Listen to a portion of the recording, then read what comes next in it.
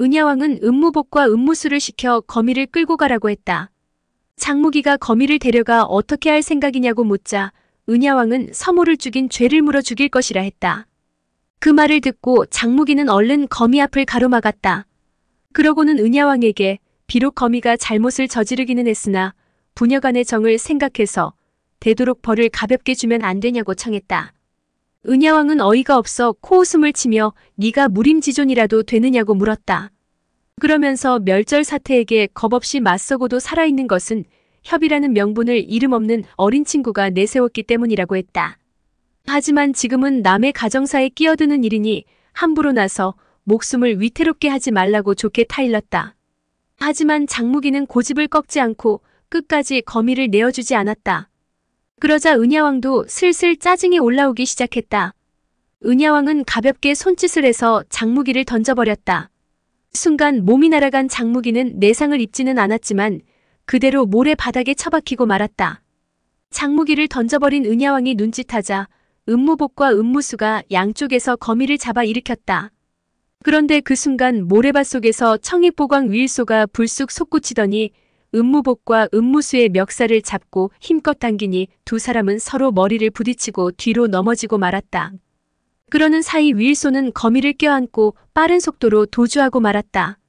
질풍처럼 달아나는 위일소를 보고 은야왕과 장무기가 동시에 몸을 날려 뒤를 쫓았다. 위일소는 저번 아미파 때처럼 큰 원을 그리지 않고 일직선으로 서남쪽을 향해 쏜살같이 달아났다. 은야왕과 장무기도 느린 속도가 아니었지만 시간이 갈수록 위일소와의 거리차가 점점 멀어지더니 이윽고 위일소의 뒷모습이 작은 점이 되는가 싶더니 급기야 시야에서 아예 보이지 않게 되었다. 은야왕은 더 추격해봐야 소용없겠다 생각하면서 무심코 옆으로 고개를 돌렸다가 흠칫 놀라고 말았다. 자기와 반보 차이를 두고 장무기가 쫓아오고 있었기 때문이었다. 은야왕은 장무기의 내공에 감탄하며 장무기가 어느 정도 수준인지 확인해보고 싶은 마음이 생겼다. 그래서 내공을 최대한으로 끌어올려 앞으로 치고 나갔다. 그런데 장무기는 아무렇지도 않은 듯 거리를 그대로 유지하며 은야왕을 쫓아오면서 거미가 걱정된다며 은야왕에게 말을 건넸다. 그러자 은야왕이 깜짝 놀라 발을 멈췄다. 장무기는 30여 척이나 더 가다 은야왕이 멈춘 것을 알고 다시 되돌아와 왜 멈췄냐고 물었다. 은야왕은 장무기를 보며 놀라지 않을 수 없었다. 자기는 공력을 최대한으로 끌어올려 최대 속도로 달리고 있었다. 말을 건네기는커녕 입을 열어 진기운용을 흐트러뜨릴 여유조차 없었다. 그런데 이 어린 녀석은 자기와 같은 속도로 달리면서 아무렇지도 않게 말을 건네고 있었다. 그렇다면 가진 내력이 은야왕 자신을 상회한다는 뜻이 아닌가? 은야왕은 장무기에게 스승이 누구냐고 물었다. 그러자 장무기는 자기한테는 스승이 없다고 답했다. 장무기의 대답을 듣고 은야왕은 고민했다. 아무리 봐도 장무기가 자기들 천은교와는 결이 맞지 않다는 생각에서였다. 그렇다면 훗날 천은교의 커다란 장애물이 될 것이 아닌가? 그럼 더 성장하기 전에 이 자리에서 일장에 쳐 죽이는 게 현명한 판단이 아닐까? 은야왕이 고민에 잠겨 있을 때 멀리서 긴급 사태를 알리는 천은교의 소라고둥 소리가 들려왔다. 소리를 가만히 들어보니 아마도 천은교가 예금기를 구해주지 않았다고 불만을 품은 홍수기와 열화기 그리고 후토기가 들이닥쳐 싸움이 벌어진 것 같았다. 은야왕은 만약 일장에 장무기를 쳐 죽이지 못하고 싸움이 길어지기라도 하면 지휘권자 없는 기마대가 위태롭게 될 것을 우려해서 다른 방법을 사용하기로 했다. 은야왕은 기마대가 위험하니 자기는 돌아가야 한다며 장무기에게 거미를 꼭 구해달라고 부탁했다. 그것은 청익보광 위일소의 손을 빌려 장무기를 죽이려는 은야왕의 차도살인의 계략이었다.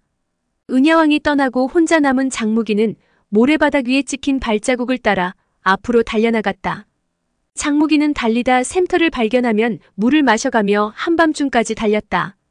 그렇게 한참을 달리던 장무기는 어느 순간부터 어렴풋이나마 누군가 자기를 따라오는 느낌을 받았다. 장무기가 멈춰 뒤를 돌아보니 사람 모습은 보이지 않았지만 등 뒤에 발자국이 세 줄로 나 있었다. 하나는 위일소의 것이고 하나는 장무기 자신의 것이니 분명 근처에 누군가 있다는 말이었다. 장무기는 따라오는 사람은 누구냐고 물었다. 그러자 한 노인이 모습을 드러내며 왜 한밤중에 사막을 뛰어다니냐고 오히려 장무기에게 물어왔다. 장무기는 거미가 위일소에게 잡혀갔고 자기는 그 뒤를 쫓는 중이라고 간략하게 그 노인에게 사정 이야기를 해줬다. 이야기를 다 들은 노인은 위일소는 자기와 오랜 친구인데 거미를 해치려고 데려간 것은 아니니 걱정하지 말라고 했다. 노인이 위일소와 친구라는 말을 들은 장무기는 깜짝 놀라 노인의 정체가 뭐냐고 물었다. 그랬더니 노인은 자신을 설부득이라고 소개했다. 설부득 말로는 아마도 위일소는 백미응왕 은천정의 손녀인 거미를 인질로 삼아 천은교가 명교와 함께 육계 문파와 싸우게 하기 위해서 데려갔을 것이라 했다. 장무기가 위일소는 무공을 사용하면 살아있는 사람의 뜨거운 피를 빨아 마셔야 한다던데 정말 괜찮냐고 다시 물었다. 설부득은 한숨을 내쉬며 위일소가 내공을 연마하다 주화인마가 온 적이 있는데 그 때문에 내공을 과하게 사용하면 전신에 오한이 들고 피가 굳어져서 가만히 두면 얼어 죽게 된다고 했다. 그 때문에 한기를 억누르기 위해서 내공을 과하게 사용하고 나면 살아있는 사람의 뜨거운 피를 빨아 마시는 것이라 했다. 설부득은 그런 위일소의 내상을 치료하기 위해서 장백산에서 화섬이라는 불두꺼비를 잡아먹이려고 여러 번 시도했는데 번번이 실패했다며 탄식했다. 가만히 설부득의 이야기를 듣고 있던 장무기는 위일소가 사문맥락에 손상을 입은 모양이라고 말했다. 그러자 어린 나이에 이야기만 듣고도 원인을 파악하는 장무기를 설부득이 놀란 눈으로 쳐다봤다. 설부득은 멍한 표정으로 장무기를 쳐다보다 손가락을 들어 자네 뒤에 그게 뭐냐고 물었다. 장무기는 아무 생각 없이 고개를 돌렸는데 아무것도 없었다. 장무기가 아무것도 없다며 고개를 다시 돌리니 갑자기 눈앞이 깜깜해지고 커다란 껍데기 같은 것에 씌워지더니 몸뚱이가 통째로 허공에 매달린 것처럼 이리저리 흔들렸다. 장무기는 큼지막한 포대자루 속에 통째로 갇힌 채 설부득의 손에 번쩍 쳐들렸다. 장무기가 구양신공을 사용해 포대자루 속을 벗어나려고 아무리 애를 써도 소용이 없었다. 이 포대자루는 건곤일기대라는 것이었는데 무엇으로 만들었는지 탄력이 좋아서 어떤 공격에도 늘어나기만 할 뿐 터지지 않았고 손을 잡고 찢으려 해도 찢을 수가 없었다. 결국 제풀에 날뛰다 지쳐버린 장무기는 설부득에게 항복을 선언했다. 설부득은 자기가 아주 좋은 곳으로 데려가 줄 테니 꼼짝 말고 그냥 있으라고 했다. 그러면서 가보면 너한테도 좋은 일이 있을 것이라 말하고는 엄청난 속도로 달리기 시작했다. 건곤일기대 속에서 느껴지는 설부득의 속도는 위일소 못지않은 것 같았다. 설부득은 높고 험준한 산을 몇 개를 넘어 어딘가에 도착했다. 설부득은 장무기에게 죽은 것처럼 조용히 하고 있으라고 했다. 절대 소리를 내지 말라고 당부한 설부득이 천천히 얼마간 걸어가자 누군가 왜 이제야 오느냐고 설부득에게 말을 걸어왔다. 설부득은 그 사람을 향해 위일소는 도착했냐고 물었다. 설부득에게 말을 건넨 사람은 철관도인 장중이었다. 그때 멀리서 어서 내려와서 도와달라고 외치는 소리가 들렸다. 그런데 그 목소리에는 왠지 기력이 없어 보였다. 설부득과 장중이 급히 나가보니 주전이라는 사람이 위일소를 업고 있었다.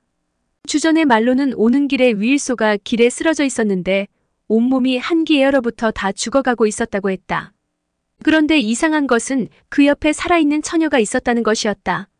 주전은 어서 이 처녀의 피를 빨아 마시라고 했지만 위일소는 그 처녀가 백미응왕 은천정의 손녀라며 명교를 위해서 필요한 사람이라 자기가 죽는 한이 있어도 죽일 수 없다고 고집을 피웠다고 했다. 그래서 하는 수 없이 주전이 위일소를 살리려고 내공을 주입해주다 그만 한기가 주전의 몸에까지 침투하는 바람에 자기도 내상을 입었다고 했다. 설부득이 등에 메고 있는 건곤일기대 속에서 장무기는 거미가 안전하다는 말을 듣고는 안심했다. 이들은 포대화상 설부득과 철관도인 장중 그리고 냉면선생 냉겸과 팽화상 팽영옥 거기다 주전까지 해서 명교의 오산인이라고 불렀다. 설부득과 냉겸은 사람 죽이기를 별로 좋아하지 않지만 나머지는 그들과 달라 장무기더러 조용히 있으라고 했던 것이다. 하지만 명교의 절세 고수들인 그들을 쉽게 속여 넘길 수는 없었다. 주전은 설부득 포대 안에 사람이 있는 것을 눈치채고는 얼른 위일소에게 피를 빨아마시게 하라고 했다. 하지만 설부득은 장무기가 예금기를 구해준 이야기를 장중과 주전에게 들려주며 어쩌면 장무기가 예금기와 천은교 사이의 가교 역할을 해서 현재 위급에 처한 상황에서 힘을 합칠 수 있는 계기를 만들 수 있을 것이니 절대 죽이면 안 된다고 주전을 설득했다. 그러고는 설부득이 위일소의 등 쪽 심장 부위에 있는 영태혈에 진기를 쏟아넣기 시작했다. 옆에서 보고 있던 장중 역시 설부득에게 진기를 넣어줌으로써 두 사람의 고수가 가진 엄청난 내력이 위일소에게 흘러들어갔다. 그러자 위일소가 눈을 뜨고 겨우 입을 열고 고맙다고 인사를 했다. 그때 동쪽 산봉우리에서 검은고 소리가 들리니 주전이 반가워하며 여기 부상자가 있으니 서둘러 오라고 내공을 실어 고함쳤다. 그 소리를 듣고 냉겸과 팽영옥이 서둘러 달려왔다. 상황을 파악한 두 사람은 냉겸이마저 위일소에게 진기를 넣어 한기를 억제해주고 팽영옥은 주전에게 내력을 불어넣어 내상을 치료해줬다. 치료를 마친 팽영옥은 자기는 동북 쪽에서 오는 길인데 그곳에서 소림파 장문 공문대사가 사제인 공직, 공성과 함께 문화제자 100여 명을 이끌고 광명정으로 달려오고 있는 길이라고 했다. 팽영옥 다음으로 냉겸은 정동 쪽에서 오는 길에 보니 무당오엽이 문화제자들을 데리고 광명정으로 달려오고 있는 길이라고 전황을 전했다. 그 말을 듣고 설부득이 과거의 일은 잠시 덮어두고 광명정으로 올라가 힘을 합치자고 했다. 다른 사람들은 모두 설부득의 말에 찬성했지만 유독 주전만은 양소에게 머리를 숙일 수 없다며 반대했다. 10년 전 오산이는 교주 옥립 문제로 양소와 한바탕하고 난 이후에 영원히 광명정에 다시 올라오지 않겠노라 맹세하고는 떠났다. 그런데 이제 와서 양소가 도움을 청하지도 않았는데 자기들이 광명정으로 올라간다는 것은 먼저 머리를 숙이는 일이라고 했다. 다른 사람들도 아직 양소에게 악감정이 있는 것은 사실이지만 그래도 외부에서 적이 쳐들어왔으니 옛일은 잠시 덮어두고 명교를 지키기 위해 힘을 합치자고 주전을 설득했다. 결국 주전도 어쩔 수 없이 모두의 뜻을 따르기로 하고 청익보광 위일소와 오산인 유기는 하루 낮 하룻밤을 걸어 광명정으로 향했다. 이튿날 오후 일행은 5군데의 지하 땅굴을 통과해서 광명정 안으로 들어갔다. 주전이 큰 소리로 양소를 찾으니 양소는 반갑게 유긴의 고수를 맞으며 의사청으로 안내했다. 의사청 안에 들어가서 자리를 잡고 앉자 시동들이 찻잔을 들고 들어왔다. 그때 갑자기 비명이 들렸다. 위일소가 자기한테 찻잔을 건네던 시동을 잡아 피를 빨아먹은 것이었다. 양소는 잠시 눈살을 찌푸리더니 시동들을 모두 의사청 밖으로 물렸다. 잠깐의 소란이 지나가고 명교 최고 수뇌부에 해당하는 7명의 고수가 적을 어떻게 막을지에 관해 회의를 시작했다.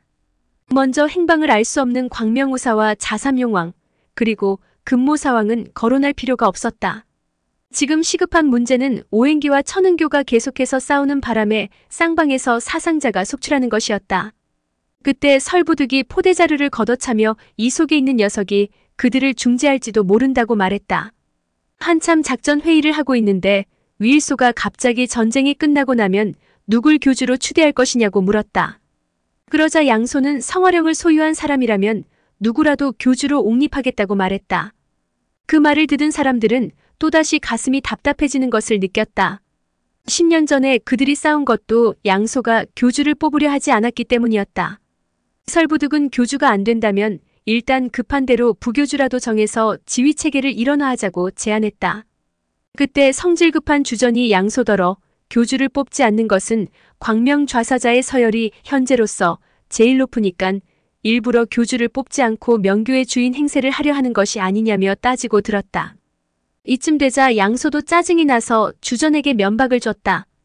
양소에게 면박을 듣자 주전은 화가 나서 양소를 향해 일장을 날렸다. 그러자 양소도 가만히 있지 않고 그 일장을 맞받아치려고 일장을 날렸다. 그런데 갑자기 위일소가 끼어들어 주전을 밀치고 양소의 공격을 자기가 맞받아쳤다. 이것이 결국 화가 되고 말았다.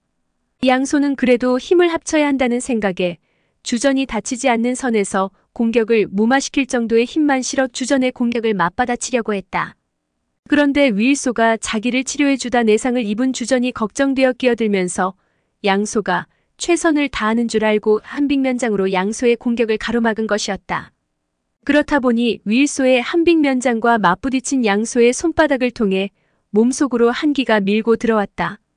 양소는 한기를 방어하기 위해 공력을 급히 끌어올려 대항했다.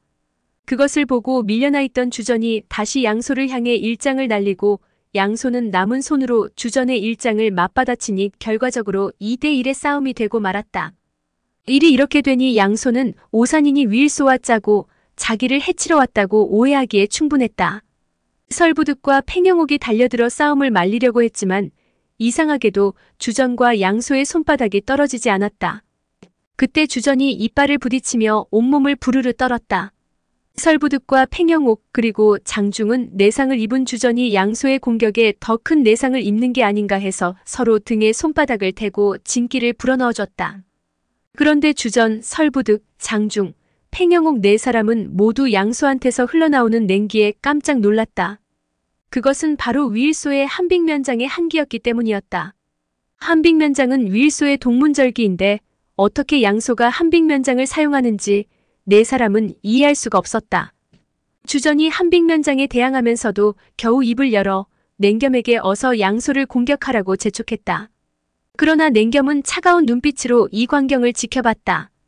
냉겸이 자세히 지켜보니 위일소와 오산인 중 네 사람은 긴장된 기색인데 반해 양소는 느긋한 표정을 짓고 있었다.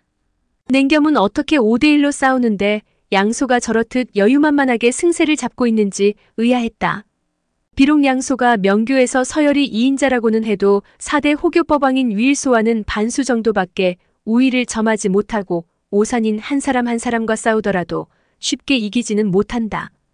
그런데 그런 상대를 5이나 상대하면서 여유롭다는 게 냉겸으로서는 이해가 가지 않았다. 냉겸은 본래 성격이 직설적이고 솔직하며 필요한 말만 하는 사람이었다. 냉겸은 품속에서 은필 5개를 꺼내 종이에 미리 공격할 부위를 적어 양소에게 보여줬다. 그 5곳은 치명적인 급소는 아니었고 그저 싸우고 있는 양쪽을 말리기 위해 통증을 조금 주는 정도의 급소였다. 양소는 그 글을 보고 피식 웃었다. 냉겸은 미리 점지해준 곳을 향해 은필 5개를 날렸다. 그러자 양소는 왼쪽 팔뚝을 수평으로 끌어들여 손바닥이 달라붙은 채 떨어지지 않는 주전과 그 동료 3사람을 모조리 자신 앞으로 끌어당겨 세웠다. 그러자 은필은 주전과 팽영옥 몸에 틀어박혔다. 은필 2개는 주전 몸에 박히고 은필 3개는 팽영옥 몸에 박혀 2사람이 비명을 질렀다. 그러나 은필이 날아든 방향이 위험한 급소를 노린 것이 아니어서 그저 2사람의 근육을 조금 상하게 했을 뿐 뼈나 내장을 상하게 하지는 않았다. 팽영옥은 멍한 얼굴로 양소를 쳐다보며 건곤대나이라고 말했다. 그 말을 들은 6명이 모두 대경실색했다. 건곤대나이는 명교의 역대 교주들에게만 대대로 전해 내려져 오는 가장 지독스러운 무공이다. 건곤대나이의 근본도리는 별로 오묘하지 않았다. 그저 우선 자신의 잠재력을 격발시킨 다음 그것으로 적이 공격하는 힘줄기를 끌어당기거나 다른 방향으로 유도하는 기술에 지나지 않았다.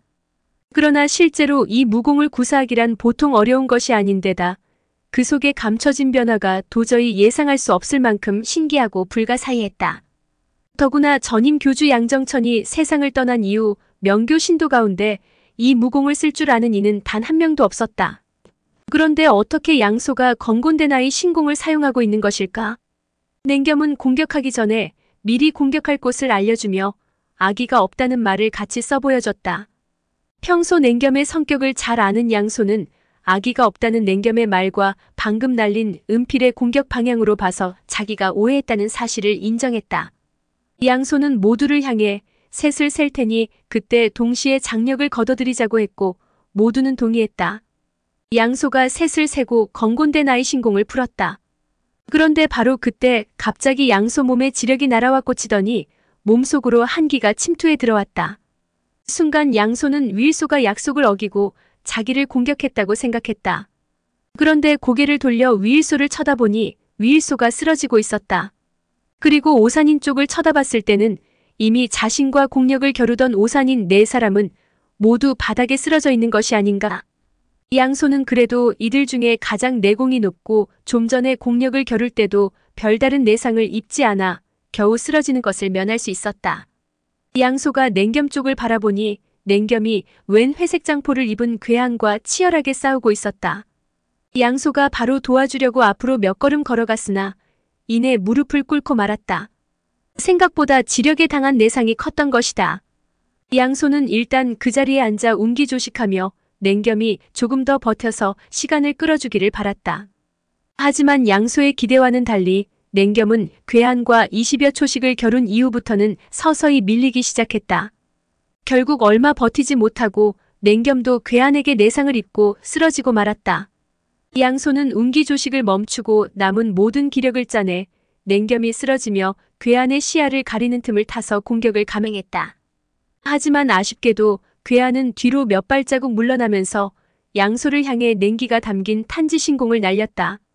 만약 양소가 불의의 기습을 당하지 않고 정면에서 이 괴한과 맞서 싸웠다면 높은 내력으로 몸을 보호해 탄지신공이 몸속으로 침투하지 못하게 했을 것이다. 하지만 공력을 겨루는데 온 신경을 쓰고 있던 양소는 무방비 상태로 공격을 받아 몸속으로 지력이 침투해 들어오는 것을 막을 수 없었다. 그런데 이상한 것은 탄지신공은 분명 소림파무공인데 그 안에 담긴 공력은 소림파의 것이 아니었다. 지금 양소가 느끼는 한기는 위일소의 한빅면장과는 결이 다른 빈공이었다. 그리고 소림파에는 이런 종류의 내공이 없다. 양소는 겨우 몸을 지탱하며 괴한에게 누구냐고 물었다.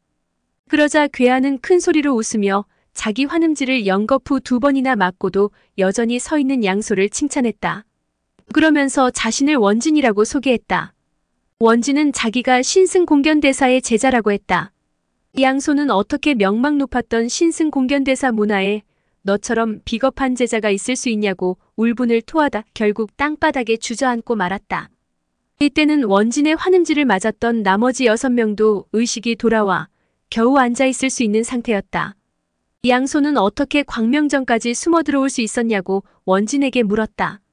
몇 개의 경비 초소를 거쳐야 하는 광명전까지 아무도 모르게 들어오려면 비밀 통로를 통해서만 가능한데 그곳은 오직 교주한 사람만 이용하는 곳이라 다른 사람들은 전혀 알 수 없는 길이다. 그런데 이 원진이라는 승려는 어떻게 그 비밀 통로를 알고 들어왔을까? 명교가 총당 광명정을 세우고 수백 년이 지났다. 그동안 광명정은 깎아지른 절벽과 가파른 산등성이 때문에 금성철벽이라고 일컬어지는 천년의 요새와도 같은 곳이었다. 그런데 지금 단 한 사람에 의해서 그 금성철벽이라 불리는 광명정이 점령당한 것이다. 원진은 죽은 양교주 부부가 그 비밀 통로를 가르쳐줬다고 했다. 그 말을 듣고 주전이 욕을 퍼부으며 헛소리하지 말라고 악을 쓰는데 원진은 그런 주전을 비웃으며 마교를 멸망시키기 위해 일평생을 바쳤는데 너희가 스스로 내분을 일으켜 싸우는 바람에 드디어 그 꿈을 이루게 됐다고 좋아했다. 원진의 말대로 설사 원진이 몰래 광명정에 잠입했다고 하더라도 지금 이 자리에 있는 7고수가 서로 싸우지 않았다면 원진이 모습을 드러내는 일도 없었을 것이다. 원진은 의기양양하게 바닥에 주저앉아 있는 7명을 내려다보며 앞으로의 자기 계획을 말해줬다. 자기는 지금 이 자리에서 7명을 모두 죽이고 성화봉으로 올라가 화약 수백 근을 매설한 다음 마화를 모조리 없애버리겠다고 했다. 그러기 전에 천은교와 오행기도 그곳으로 불러 한꺼번에 폭사시킴으로써 마교를 멸망시키겠다고 원독에 찬 목소리로 말했다. 원진의 말을 듣고 주전은 일이 이렇게 된 모든 잘못은 자기에게 있다며 양소에게 사과했다. 그런데 그 순간 원진의 등줄기에 커다란 충격이 가해졌다. 바로 위일소가 남은 모든 힘을 짜내 필사적으로 한빅면장을 날린 것이다. 기습을 당하기는 했지만 본래 위일소는 원진보다 내공이 높았다. 그래서 처음 양소가 버틴 것처럼 일말의 힘이 남아있기는 했으나 일부러 탈진한 것처럼 땅바닥에 쓰러져 있으면서 기회를 노리고 있었던 것이다. 위일소는 남은 모든 공력을 한빅면장에 쏟았기 때문에 서 있는 것도 버거웠다. 원진은 그런 위일소에게 남은 힘을 다해 환음지를 날렸다. 결국 위일소도 2번이나 환음지에 당해 바닥에 쓰러지고 말았다. 그리고 원진도 구토를 하면서 그 자리에 주저앉고 말았다. 오늘의 영상은 여기까지입니다. 영상이 도움이 되셨다면 구독과 좋아요, 알람 설정 부탁드립니다. 시청해주셔서 감사합니다.